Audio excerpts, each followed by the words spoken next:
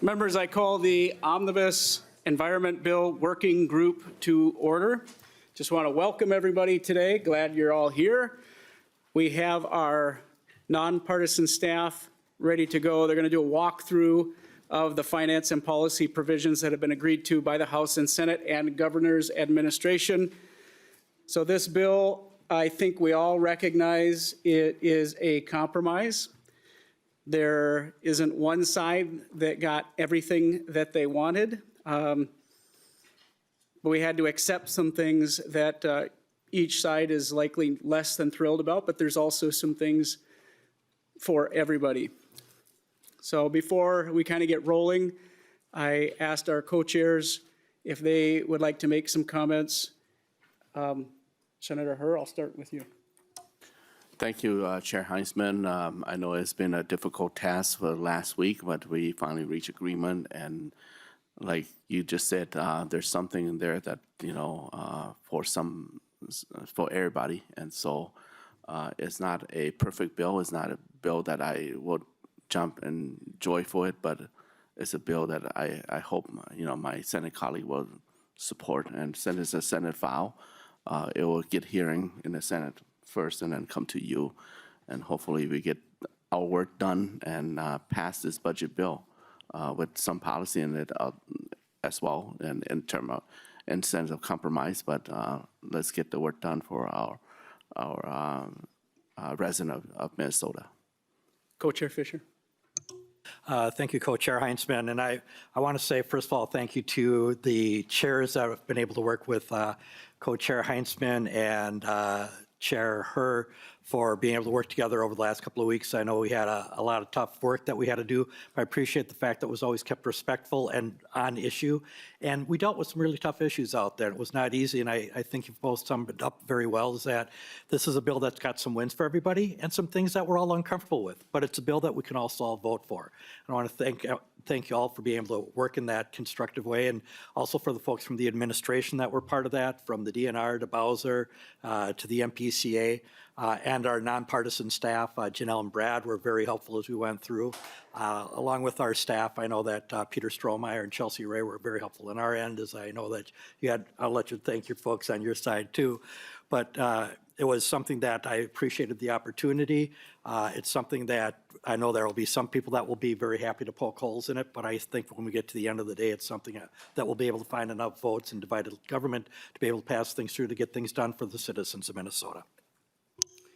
Thank you. And yeah, I'll just reiterate those comments that we're very grateful for the staff that came together to work both on the House and Senate side, partisan and nonpartisan.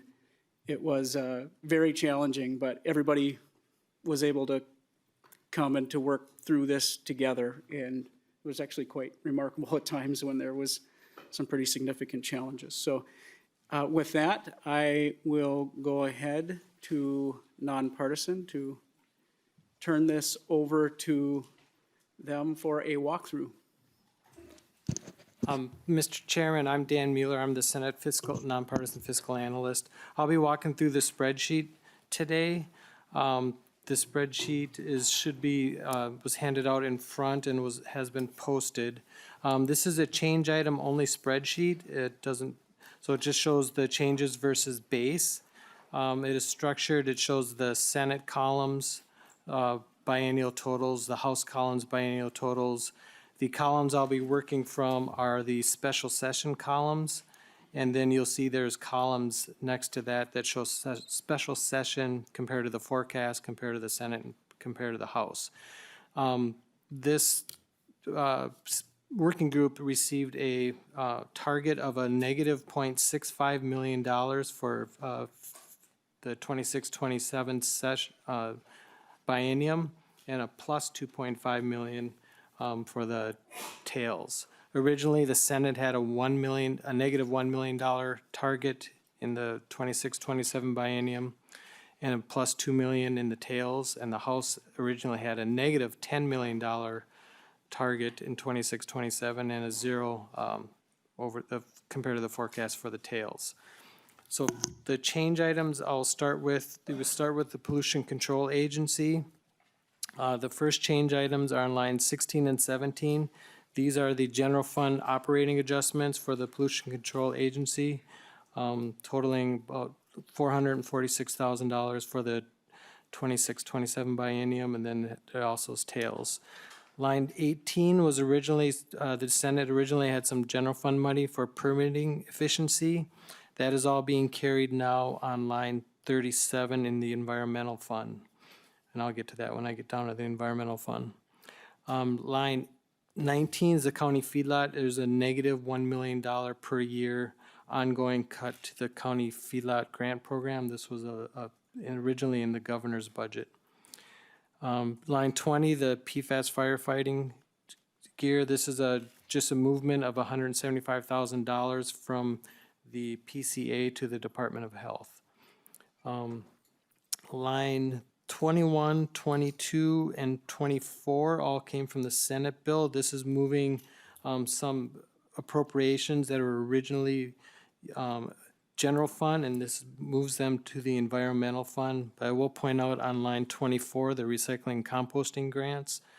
Part of the tails originally was moving $300,000 per year from the general fund to the environmental fund, but in the tails, only $146,000 of that is being moved to the environmental fund.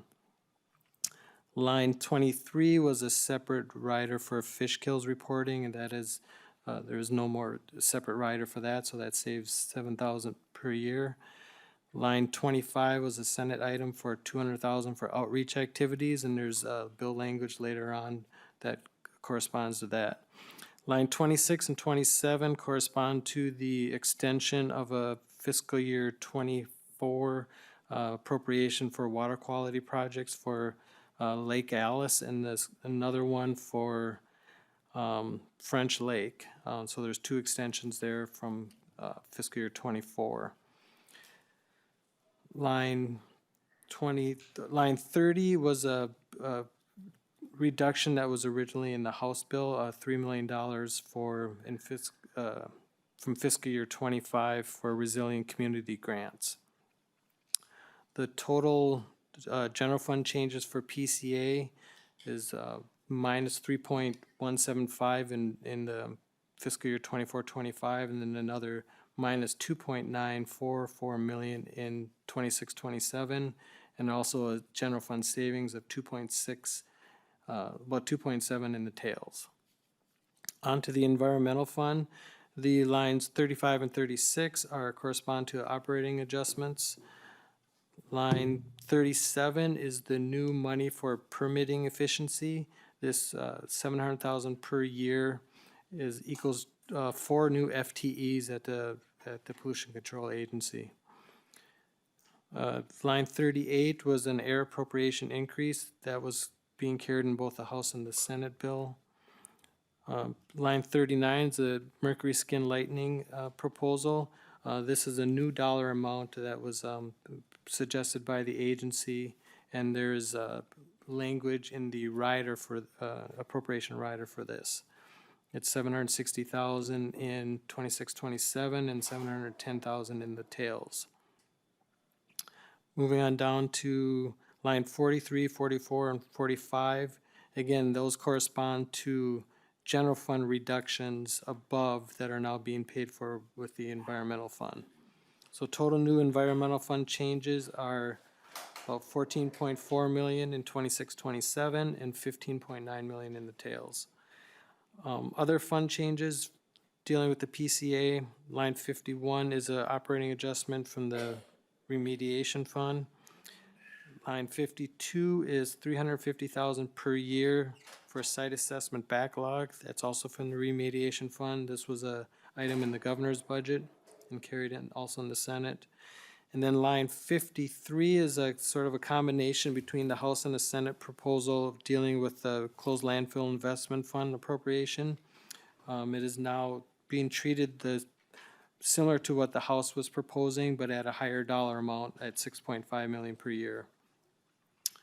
So the total new spending on line 59 for the PCA over the base is $28.152 million in 26-27, and then about 30.2 million in fiscal year 28-29.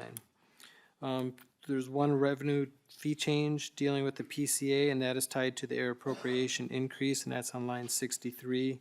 It's the same dollar amount as the spending amount. Page 2 starts the DNR.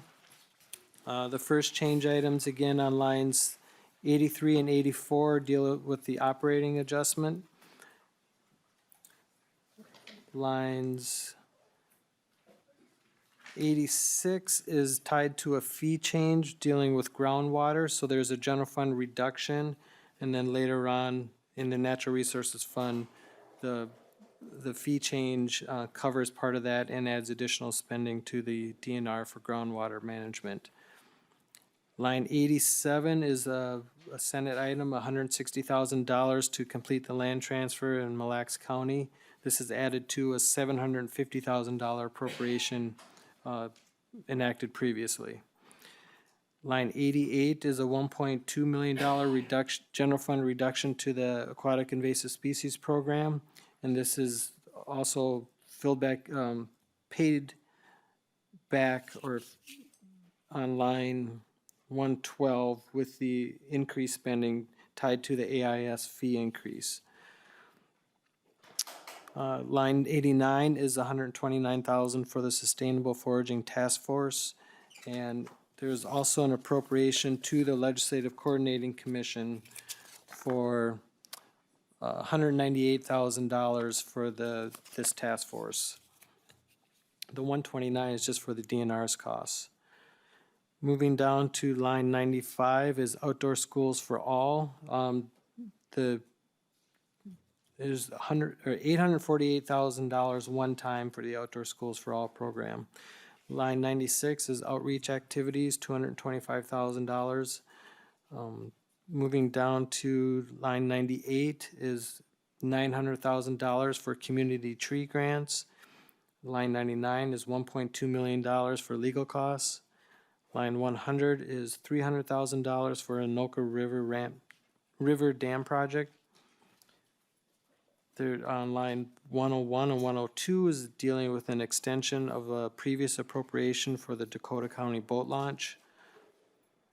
Line 103 is a modification to originally the Senate had a approximately $3.9 million cancellation of previous appropriation dealing with drought seedlings. This proposal cancels 2.8 of it, so that leaves about 1.1 million in that appropriation, and there's language in the bill that allows that leftover amount of 1.1 million to be used for reforestation associated with wildfires. And then line 104 is a modification of a house cancellation dealing with enhancing grasslands and wetlands. It's a $5.5 million cancellation of a previous appropriation. So total general fund changes was a total of $8.3 million of cancellations of previous appropriations, and then there's about $6.7 million of new spending in 26-27, and then $2.4 million in the tails. On to natural resources fund changes. Line 109 is the operating adjustment. Then that from all the various different accounts is rolled up into that one line item.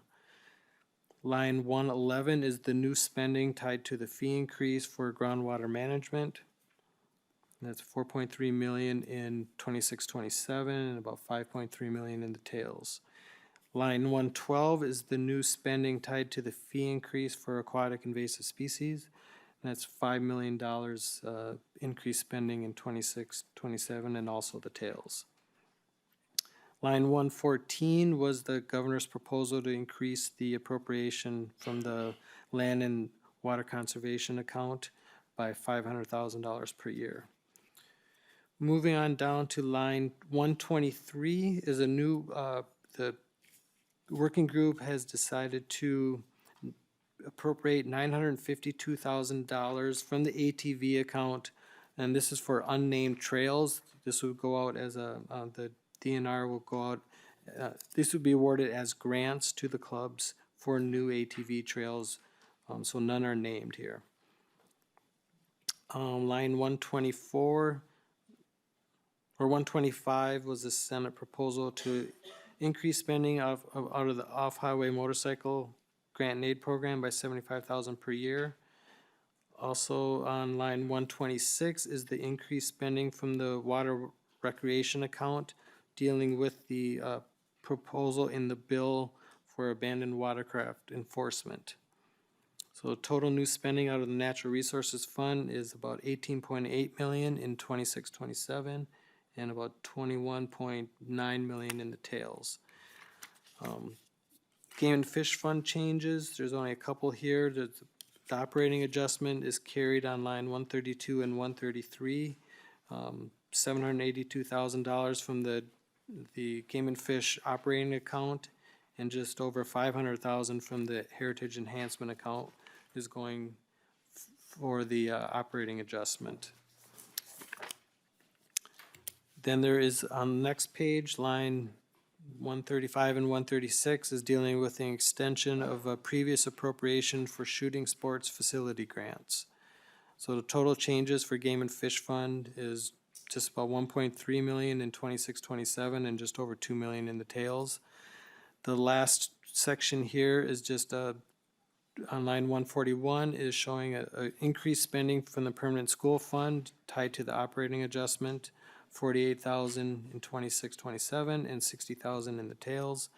And then line 142 just shows the spending from some of the recovered fines and fees dealing with the abandoned watercraft, and that's estimated to be 50,000 per year. On line 146, the total for the DNR new spending is $26.998 million over forecast in 26-27, and just over $26.7 million in the tails. New fees with the DNR, starting on line 153, this is the AIS fee increase. It will collect additional $6.45 million in 26-27 and $8.6 million in the tails. And the fee changes are the same that were contained in the governor's budget. Same for line 154. These are the fee increases that were in the governor's budget. It will collect for groundwater.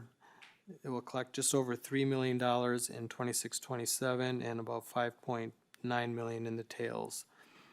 Line 155 was a proposal to change the disabled vets fishing and hunting licenses down to $5. That is being carried in the bill, however, it is delayed until fiscal year 27.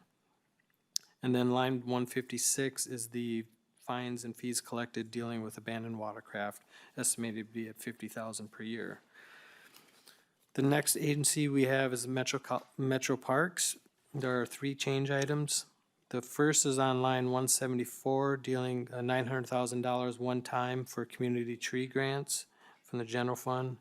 Line 175, $750,000 for the White Bear Lake Group Water Management Plan, and that's $750,000 one time from the general fund.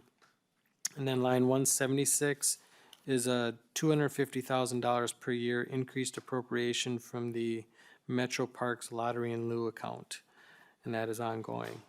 So the total new amount for the Metro Parks on line 179 above forecast is $2.15 million in 26-27 and $500,000 in the tails. Next is the Conservation Corps. There's no change to their budget, so their total budget is $2.14 million in 26-27 and also the tails. Next is Board of Water and Soil Resources.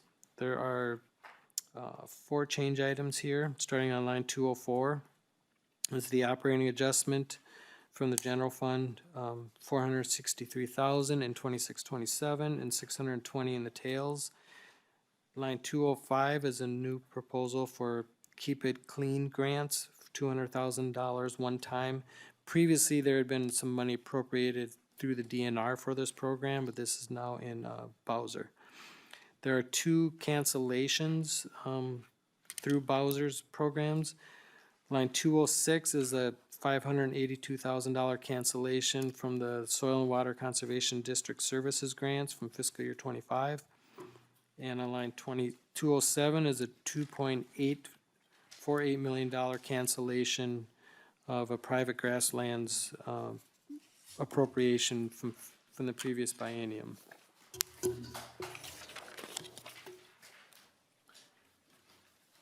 On next page, the Bowser agency total, their additional money above forecast is $663,000 in fiscal year '26-27 and $620 in the tails.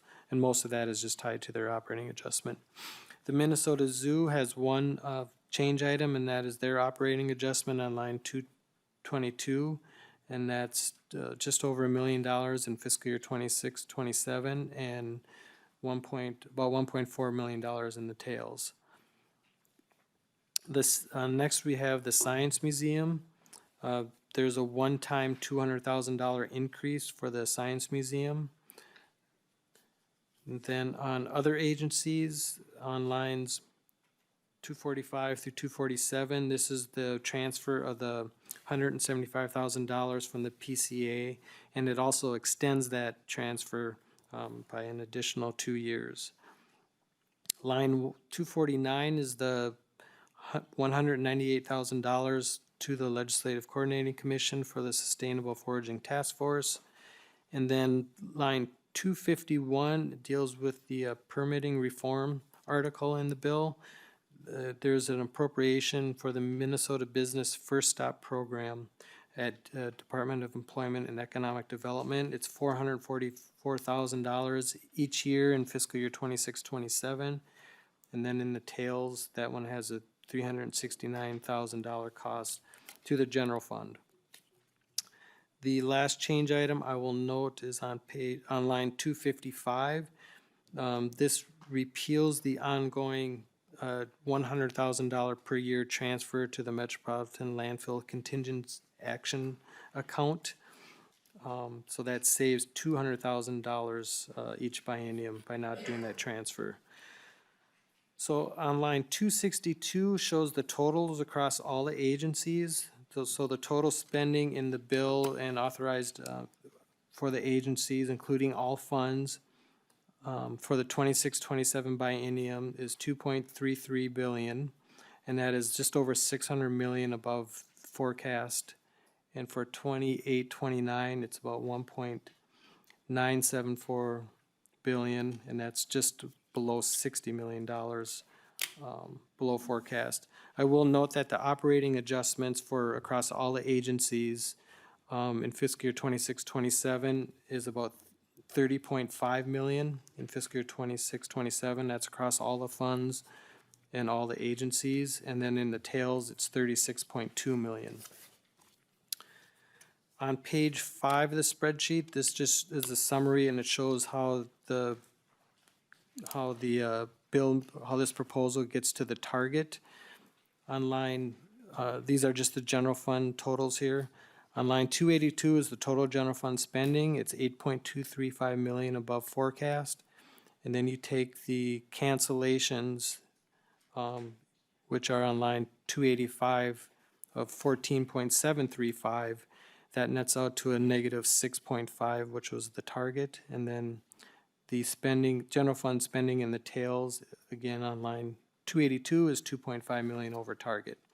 The total fee changes in the bills across all the agencies and all the funds is on line 302. That's about $11.5 million in '26-27 and $16.5 million in the tails. The last items I will point to here are the transfers.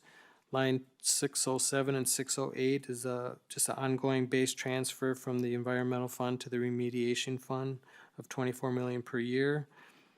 There is transfers on line 609 and 610 from the petroleum tank fund to the environmental fund. This helps cover the costs of some of the operating increases.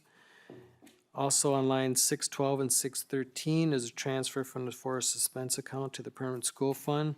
This is just part of the spending that happens out of the permanent school fund. It has to show as a transfer from the forest suspense account first. The last items here were on line 616 through 619. These were items in the governor's budget. This shows some previous appropriations being transferred from the general fund to the environmental fund at the Pollution Control Agency in order so that they can use them as revolving loan funds. And that is it for Article 1. Mr. Chairman, I can quickly just say what's in Article 2 and 3 to finish up the spreadsheet. Article 2 is the LCCMR recommendations that were carried in the Senate bill. There's been no changes to those recommendations. The total spending from the LCCMR bill is on page 12 of the spreadsheet. It's $103.326 million from the Environment Natural Resources Trust Fund, and this is just for fiscal year 26. Also, Article 3 of the bill contains the appropriations from the Environment Natural Resources Trust Fund for the Community Grants Program.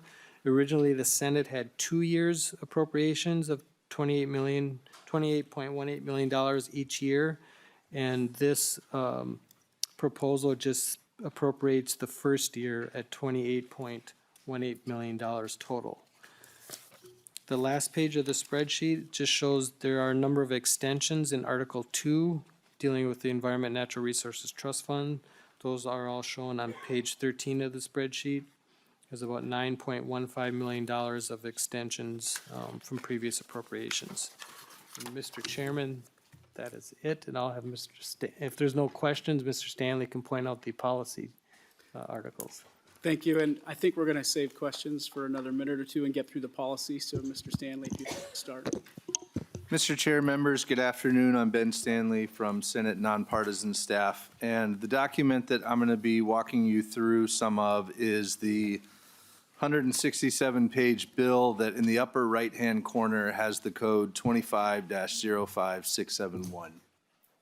Articles 1 and 2 are what Mr. Mueller just went through, so I will start with Article 3, the Community Grants article that begins on page 128. Section 1 of that article makes modifications to the Community Grant statute, and those changes can be found on 129.3 through 129.4. This change would require that grants awarded under the section be expended for benefits across all regions and residents of the state. Similar language is found in the legacy fund statutes. The other change I'll draw your attention to is on that same page, lines 11 through 13. This allows a portion of community grant money to be used for trail maintenance and aquatic invasive species management. Moving on to section 2 at the bottom of page 129, this modifies that same statute to prohibit community grants from being awarded to state agencies, the University of Minnesota, for-profit businesses, and for scientific research projects. Section 3 on page 130 requires the DNR to submit a report to the legislature on how it plans to implement the community grants program. Section 4 at the bottom of that same page is the appropriation that Mr. Mueller just went over. It's for 1 year only. Section 5 is an effective date for the community grants article, making it effective immediately. Turning now to the main policy article, Article 4. This begins on page 131 with Section 1, requiring the DNR to ensure that the commissioner undertakes its work in a manner that facilitates enhanced outreach to all Minnesotans. Sections 2 and 3 are the first of several technical changes that replace a reference in a grant statute to a discontinued federal tool with a reference to the tool as it existed on July 31st, 2024. So this is a case where the grants were referring to a tool that's not going to be available anymore. And so this is just addressing that from a technical standpoint, these two sections. Section 4 beginning on page 132 and carrying over to 133. This is the Senate language authoring the seizure and forfeiture of abandoned watercraft. It is the Senate language, except for the Senate bill language included authorizing a civil penalty of 2 to 5 times the DNR's costs, and that language has been removed from this agreement. Section 5 on page 133 is the increase to the watercraft AIS surcharge.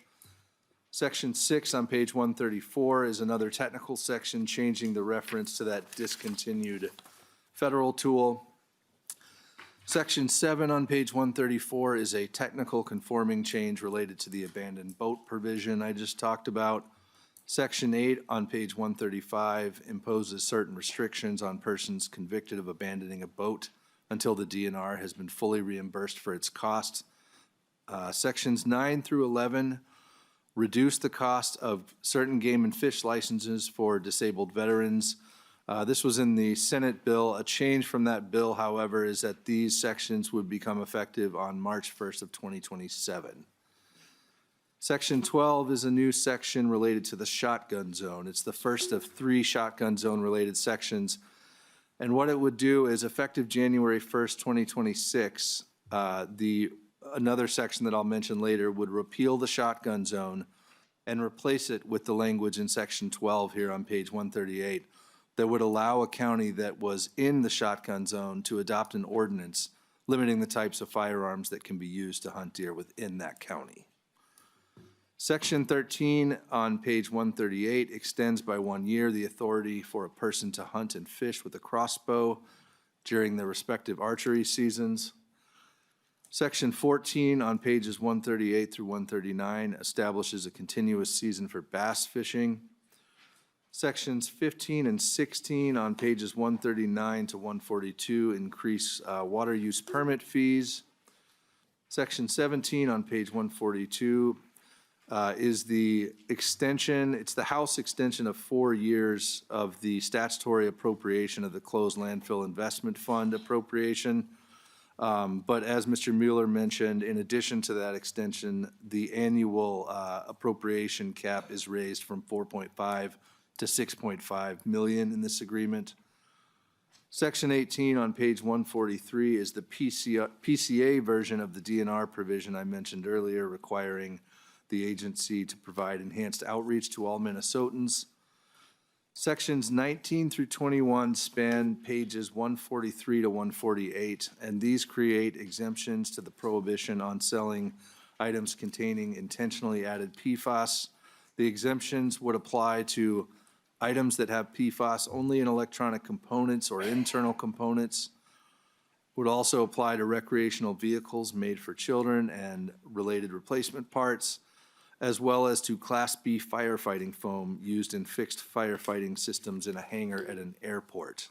That last exemption would last only until January 1st, 2028, unless an extension is provided. On page 148, you'll find sections 22 and 23. These are more technical changes in response to the discontinuance of that federal tool. Section 24 on pages 149 through 150 establishes the Minnesota Sustainable Foraging Task Force. Section 25 on page 151 is a new section that requires the DNR in consultation with others to draft a statutory framework to establish an outdoor recreation endorsement for license plates that would facilitate lowering state park vehicle entrance fees and provide support for state parks. Section 26 on page 151 requires the DNR to notify affected county boards about the shotgun zone changes in the bill. Section 27 on page 151 is a moratorium on DNR adopting foraging rules, and that moratorium, in the Senate language, it would have extended to July 1st, 2027. In the agreement here, it extends only to July 1st, 2026. Section 28 repeals the shotgun zone, as I've been talking about earlier, and it also repeals a drainage-related report that the Drainage Work Group found to be redundant. That's all of Article 4, Mr. Chair. Article 5 is the Senate States Lands article. And it's on pages 151 to 155. There's also a new section 4 on page 153 that is just an additional authority to provide, to sell certain land in Cass County. And then the final policy article, Mr. Chair, is Article 6. It begins on page 156. Section 1 of that article, which will carry you all the way to page 159, modifies the PCA permitting efficiency reporting requirements in various ways, including by requiring the annual PCA permitting efficiency report to focus more on the more complicated Tier 2 permits instead of the Tier 1 permits. It also includes that the agency, a requirement that the agency include additional information about permits that have not met the statutory goals. And it also includes a requirement that PCA give permit applicants 5 business days to remedy identified deficiencies in permit applications. Section 2 of that article begins on page 159 and goes all the way to 161. This authorizes the PCA to decline to provide expedited permitting when it lacks the capacity to provide it. And it authorizes an expedited permitting agreement to provide that if permitting is completed ahead of schedule, the PCA is allowed to retain the fees that would have been due and to use those retained fees for its permitting program. Section 3 on pages 161 to 165 requires signatories to a petition for a discretionary environmental assessment worksheet to reside in the county in which the proposed action will be undertaken or in one or more adjoining counties.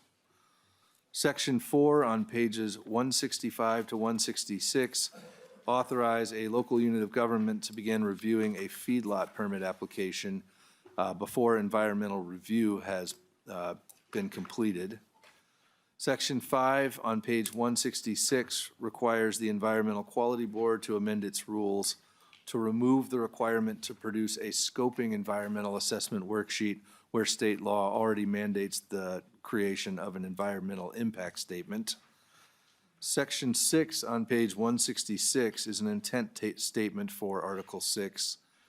And the final section, Section 7 on the last page, 167, is a reporting requirement for the use of certain agency authority to extend wetlands-related deadlines. And Mr. Chair, that's everything. Thank you, Mr. Stanley. And now would be a good time to go to members who may have questions or comments. And I see that Chair Herr has a comment. Yes, Mr. Stanley, I tried to look through here for the extension of water quality 3D. Is it, can you tell me where the page is? Mr. Stanley. Mr. Chair, members, yes, I should have mentioned that. There were several extension provisions that in the Senate bill, some of them are found in Article 4. Those have all been moved to Article 1, and I'll let Mr. Mueller tell you exactly where to find those. Mr. Mueller. Mr. Chairman and members, the water quality extensions are on page 40 of the bill, on lines 20 through 27. There were the 2 extensions, one for the city of Fergus Falls, Lake Alice, and then the other one for Rice County, French Lake. And it extends those appropriations by 1 year till June 30th, 2026. Chair Herr, did that cover that? Thank you. Other member questions? Senator McEwen. Thank you very much. Can everybody hear me all right? We can hear you. Very good. Thank you very much, Mr. Chair. I have a question actually about ATV funding in the working group agreement. I'm wondering if I could ask if anybody from the DNR is available to address my questions. Yeah, if you just would hang on a minute. Assistant Commissioner Meyer is making his way forward. Thank you.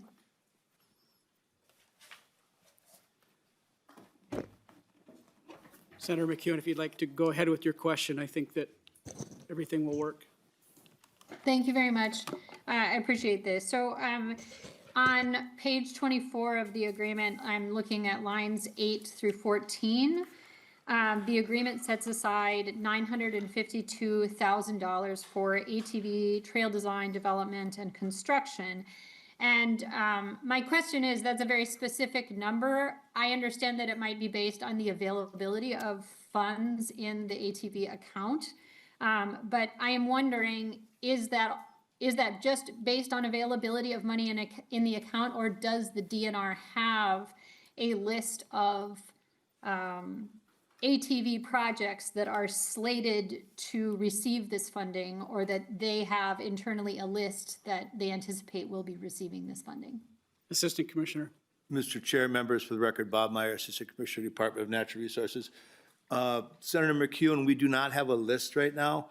As it was discussed within the working group, these funds would be utilized through our current appropriation process with the grant and aid system, working with the clubs, local units of government.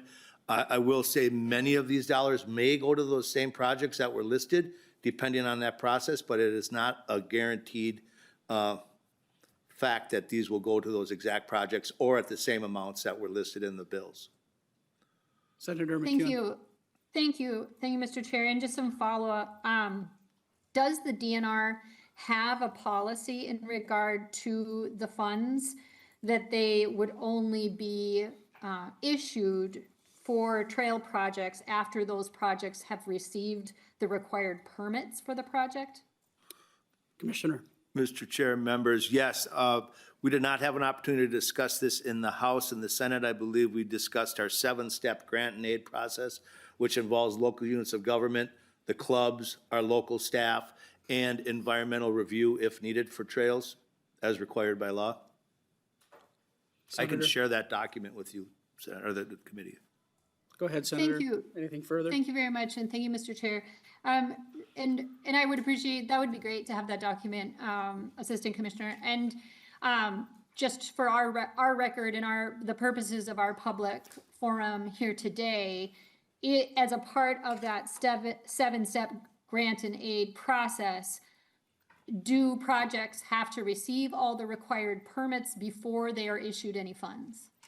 Assistant Commissioner. Mr. Chair, Senator McEwen, I will need to check on that. I know the big part of it is ensuring environmental review and the projects are ready to go. So I would assume permitting is involved in that decision, but I will need to verify that for you. Sounds like there might be some more work offline, Senator. Anything further? Thank you. Yeah, I do look forward to receiving a more firmed up answer on that, Assistant Commissioner, because I do think, there were consideration. I am aware of at least 2 projects that were seeking funding, specific funding for projects that had not yet received permitting, and that was part of the consideration in some of our deliberations. And I wanted to sort of see then, with the funding being freed up for the DNR to make those assessments, what type of process and rules the DNR actually has, and do they reflect the concerns that we also were having in our deliberations. So yes, please do follow up, and I guess we'll continue that discussion into the next session. Thank you very much. Representative Finke. Thank you, Mr. Chair. I have a question about on page 166, the intent language and the permitting policy change in the bill. I guess I'd just like to know, I remember during our committee hearings on permitting reform, the intent of the permitting reform was to speed up the permitting process, which is not what this says. There's a lot of intent here beyond that. And so I guess I'd just like to know from whomever where the intent came from, and why we are trying to craft this into our permitting rather than just streamlining permitting.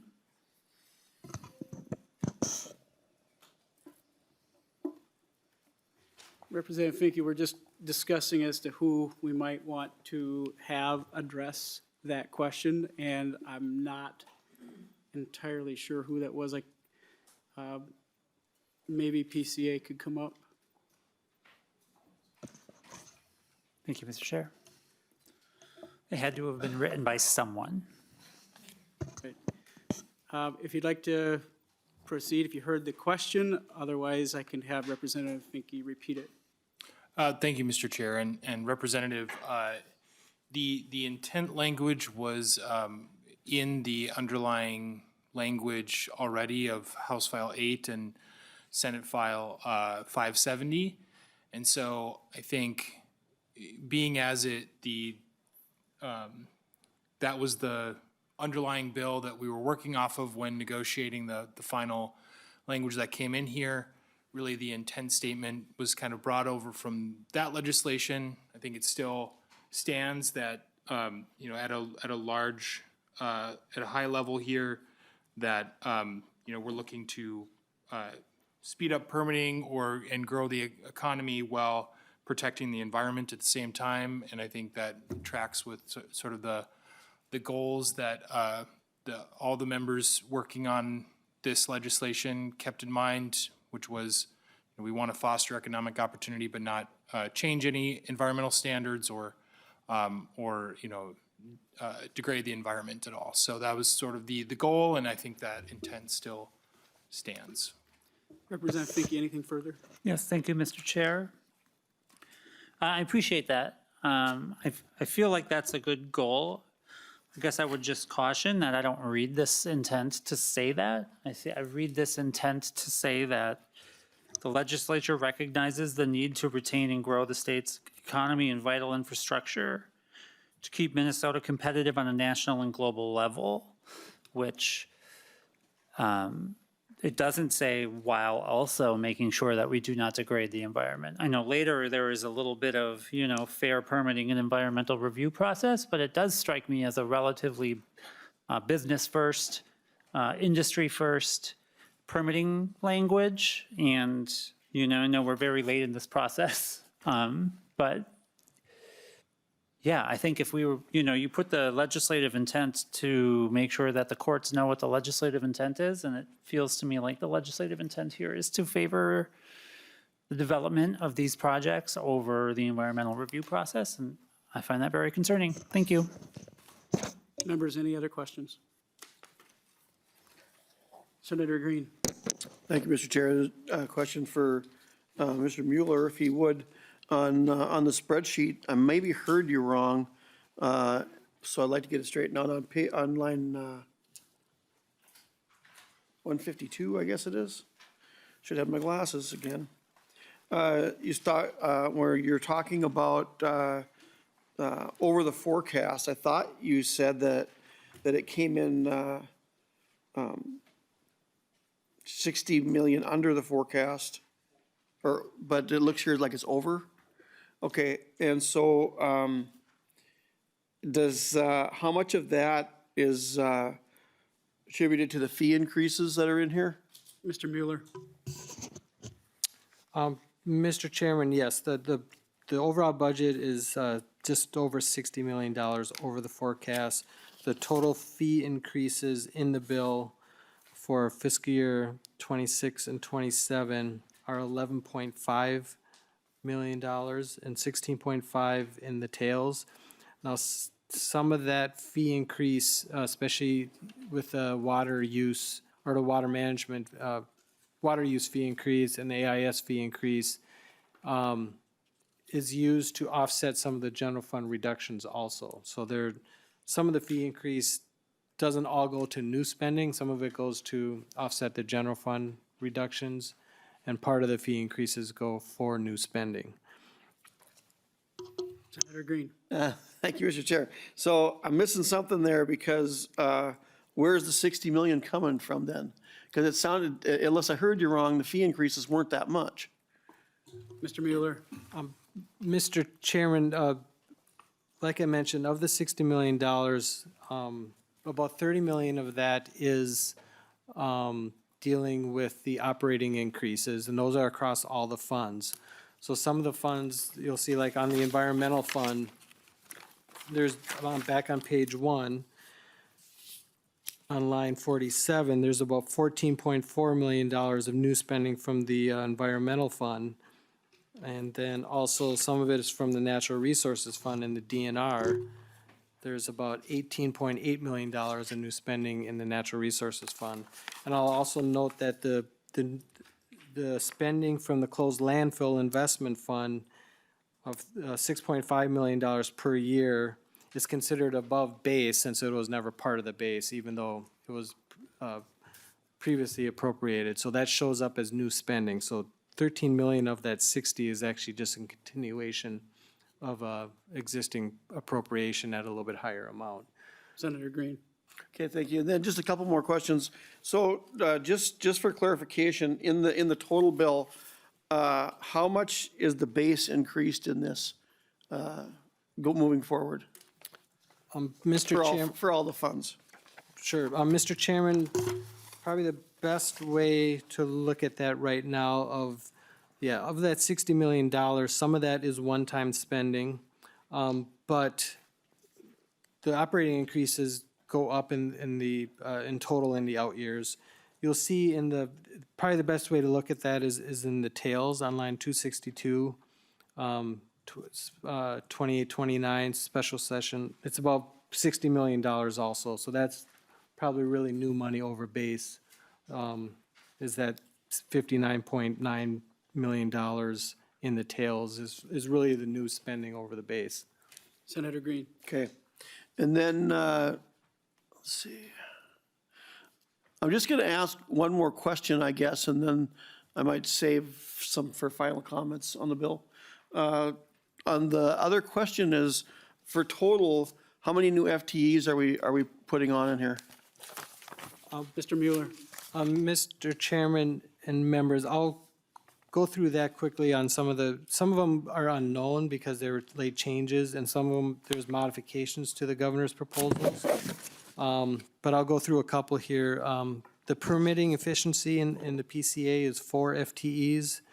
The mercury skin lightening awareness is between 1 or 2 FTEs. The site assessment backlog at PCA is 2 FTEs, so that's about 6 or 7 at the PCA. And then for the DNR, the FTEs are just tied to the only FTE counts I have are tied to the new spending from groundwater. And that is, and this was based off the original governor's proposal, and so I don't know if they're still valid. It was 6 FTEs for groundwater, and then 3 FTEs, I believe, for the AIS program. So that's 9 at DNR. And all the other agencies were mostly just operating increases, so there's no new FTEs for that. And Senator Green, I'll just quickly mention for members, we are winding down, so if you do have final comments and you want to make those now, that's fine. We're at that point. So Senator Green, if you had more, I would welcome that. All right, thank you. Just on some of the process here, I know I took kind of a few pains to get on this committee, conference committee, and although I appreciate Senator Herr calling me and telling me what was in the bill, I wasn't part of putting the bill together.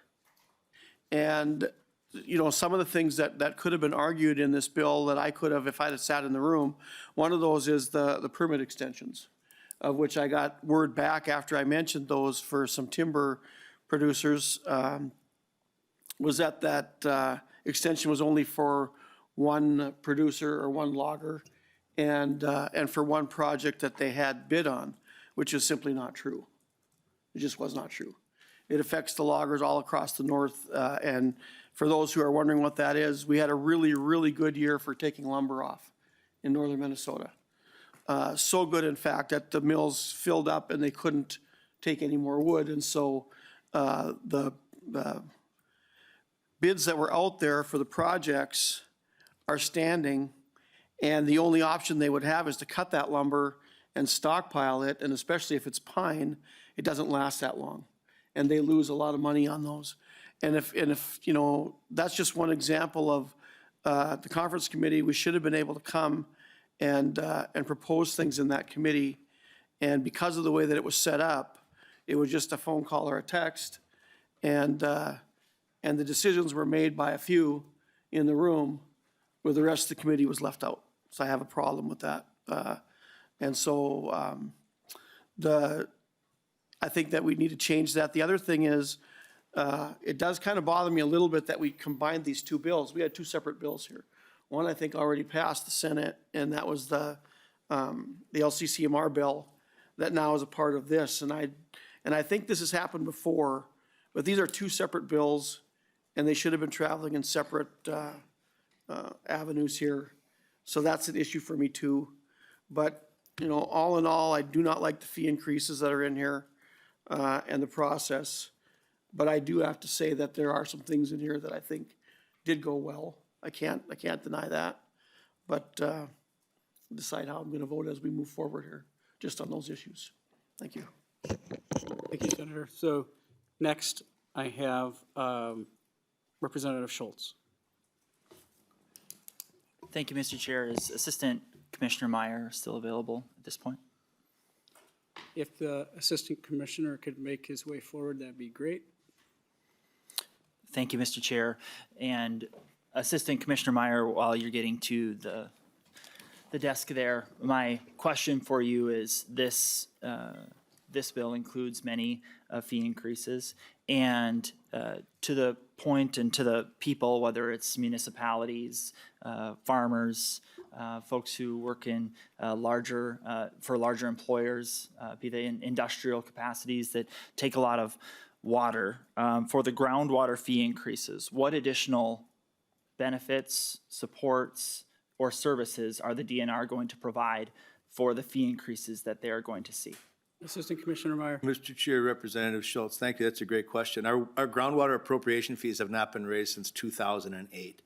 It's the cheapest part of any input of any manufacturing or production for a farmer that there are. I think for the average agricultural producer, irrigating crops are going to see a $60 per year increase. As Mr. Mueller spoke, we are going to be adding 6 FTEs to help expedite permits, work with producers directly or permittees directly to make sure that there is water available if they want it. Try to do those more timely, work with pump outs, and try to get the permits out faster. Obviously, it's not a first in, first out permit system, and we need to work with the landowners to do that work. Pump testing, for example, they need to be done, and sometimes there are delays on both sides to get those done. So we will be working faster and more efficiently to ensure that we are protecting our water resources while allowing people to get the water that they need. As you know firsthand, Minnesota has a lot of water in a lot of places, and we have a few places that don't have a lot of water. And we want to make sure that there's water there for generations and generations to use and protect and produce crops, and also provide subsistence to our life. So making sure we're protecting our groundwater and doing it so effectively and efficiently that people can get the permits they need timely is a key part of that. Representative Schultz. Thank you, Mr. Chair. Given the opportunity, I didn't hear today what the additional benefit or the additional services that are going to be provided for that increased cost to every permittee that draws from water, which I'm disappointed in this agreement. Chair Herr. Thank you, Chair Heinzman, and also Chair Fisher. Has been a pleasure working with both of you.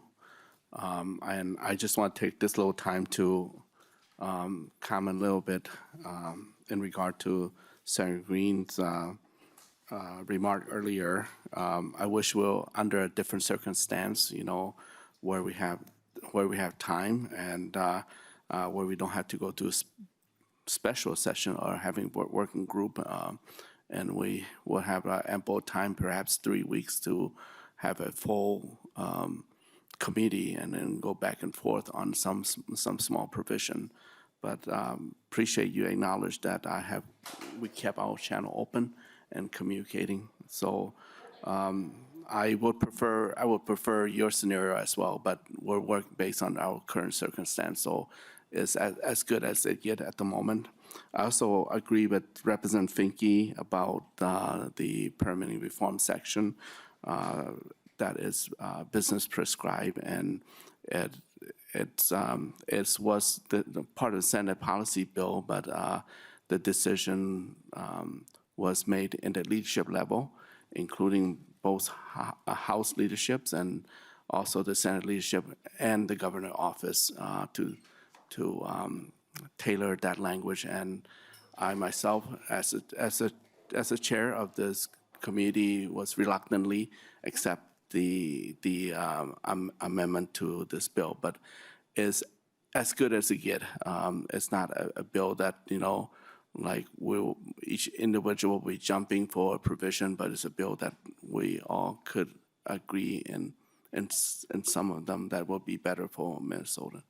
So again, I appreciate the working relationship with Chair Heinzman and Chair Fisher, who bring us together at time when we are not together, at time where the moment where we remain silent.